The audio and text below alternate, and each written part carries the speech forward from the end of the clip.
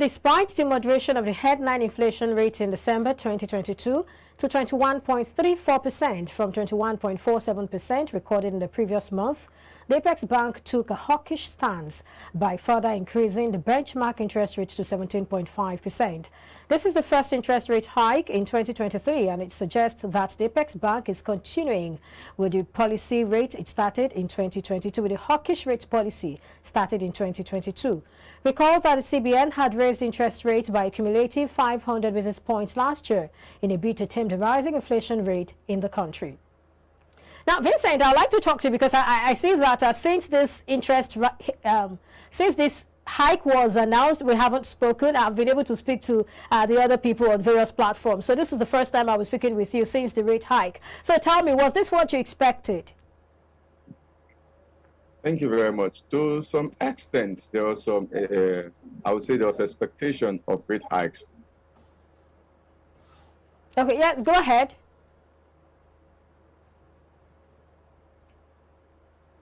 All right, Vincent, if you can hear me, I wanted you to just talk about, your expectation and what came out and, just what you think informed the CBN's decision or the MPC decision. Yes, like I was saying, can you hear me now? Yes, I can.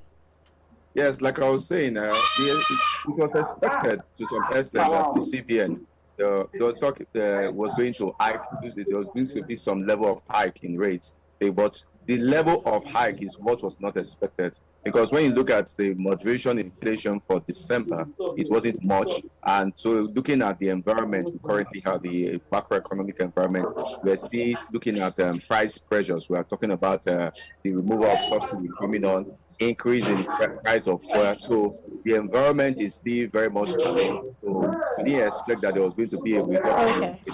All right, Mr. Vincent, please hold your thoughts. We'll take a break now. When we come back, we'll continue. We'll come back to you when we come back from this break. Thank you for staying with us.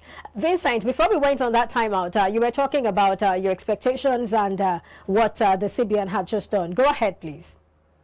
Yes, like I said, it was expected to some extent that there was going to be some increase in rates, because looking at the moderation in the inflation in December, it wasn't much, where we saw it reduced from 21.47 to 21.38. So, and looking at taking a caution from what happened in the major economies where there was some level of rate hike, we expected the CBN to do something about the rates for the MPC meeting in January.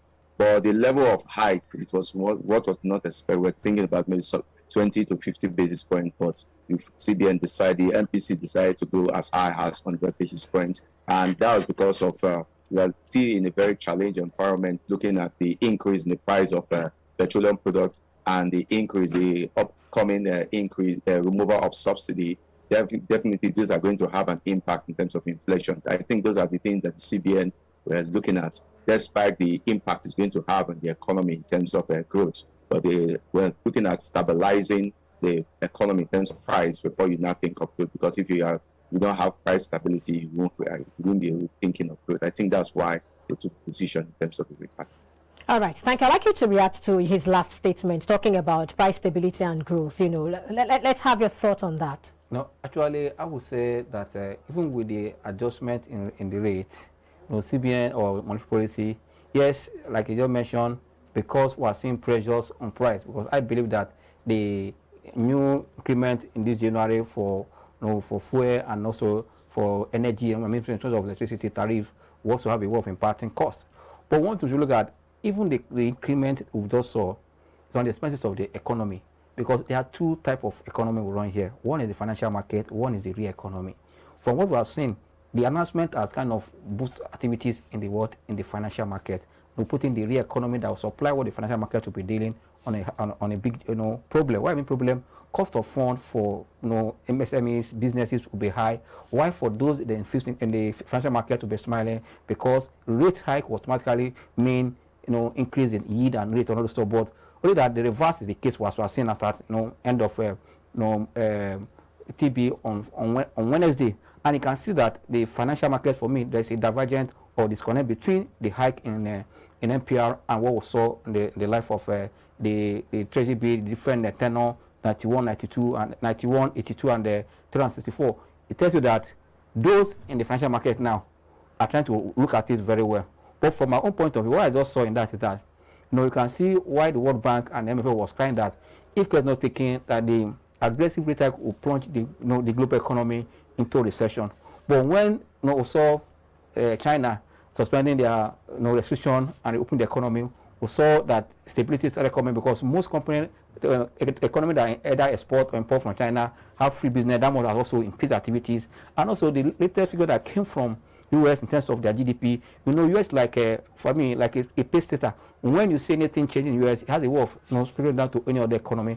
But when you see that US is a positive GDP, you can see that their dollar becomes a bit softer and decline. You can see that demand for goods now increase. Even they too can do more business because people now becoming. That tells you that the fear of recession to a level will not be general. It might be for some particular climate, not the whole world as but because it depends how you manage your down here. The way we are managing our own. If you look at the recent move, I would say that it's a way for the government to manage their borrowing. From my own point of view, if we are seeing that government is dropping TB from almost 7.8 to, or it tells that government don't want to borrow at a high cost, but they are putting the economy at the expense because if you increase rate for those to boost their business in the economy to go for any bank loan, to be high for them. But if you are getting your funds cheaper because you are coming to the market, you are finally dropped the rate. But that is I said. I mean, can we go with this your analysis? Is that what exactly is happening? That's what you think. No, really, because if you want to borrow, because if you look at the budget for this year, that is why people in the fixed income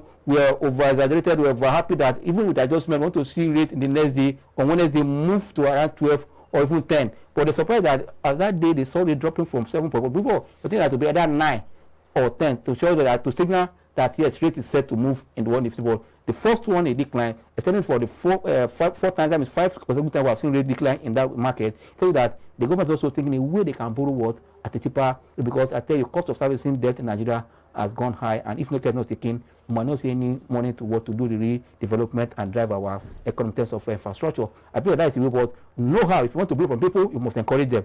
As I said, for anything that's happening between now and end of the earnings season, investors should take advantage of it, because I believe that going to the future, they still want to get to adjust it so that they can attract more from people they want. Because if you want to borrow from me and you're bringing it down, I might not. But the good thing is that go and check after dropping it from 7 to 7.8 to 3. We saw SS what we call oversubscription. For the day that people there's money everywhere, there's liquidity in the financial market. That's why they continue to drop. If there's liquidity, SS no subscription for me, tell that money is there. For me, they might need to leave it now for a while before they start. But let we investors in the market take advantage of this window to make money in the equity market, and also wait for. That's why I say you must always keep your eye in the market to look at what is driving the trend and where fund. But fund is very, very important.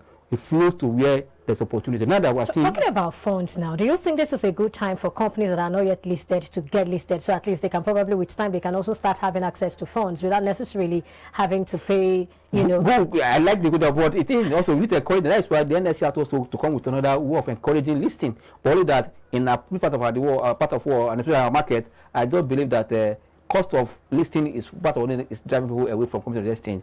If they can make it more attractive, people might come to, because I tell you, borrowing money on the high cost than going to approach an investor. I think it's better to come to the market and do well and pay dividend than borrowing from your nose and unable to survive. That's going to affect the company bottom line at the end of the day. I think this is what I'm thinking around it. But I believe that for investors, let's take the opportunity we're seeing to make money in the equity market.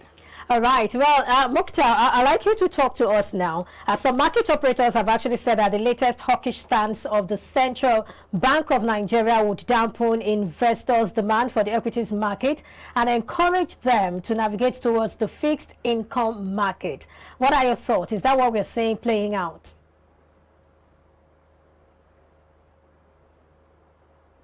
Mukhtar, if you can hear me. Okay, so I guess we still have Vincent with us. Vincent, can you hear me? All right. Okay. So very quickly now, I was asking a question about how that some analysts, I mean, the moment that announcement was made, I started saying write-ups, headlines saying that the equities market is hard hit. I can remember what bad news for equity market. Bad news for equity market and all that. So what do you think about that? No, after this, I agree with that to that level, because ideally in a financial market where we understand higher interest rates also have effect on equity space, and that's why we're thinking that firms are leaving the equity space to the physical market. But the reverse was the case, because there was disconnection between the yield or the rate that came at the end of the primary market auction for TB for that Wednesday, and everybody was surprised, and that has changed it, the narrative as we speak now, until there's another Treasury bill program offer where we'll see the adjustment. See what will happen. But I believe that now that let's take advantage, because I believe that today, I told you on this platform like that on the that. Let's wait to see on Wednesday and Thursday that this will not affect the market. And also on Thursday, the market rebounded. The West today, the market rebounded. If you look at numbers of gainers compared to losers, you know that market people are really taking advantage of the low price position for dividend, knowing that this dividend paying period between now and end of March. I believe that for me, we might see that, but that's why I say investors should not be carried away that there's a kind of disconnection between the NPR and what we're seeing in the physical market. But for this time at last, let's take advantage of one thing. I believe that because this is the earnings season, and if we get the election right, whether there's a hike in rate, it won't matter again, because that gives you that confidence to start coming that, oh, whoever that comes is coming to another, because you have seen what has before Nigeria before now, in terms of security, economy, policy, all those ones. Whoever is coming now, by now, should set up who's going to know the team that's going to change the narrative for Nigeria. If not, I think there's hope for Nigeria.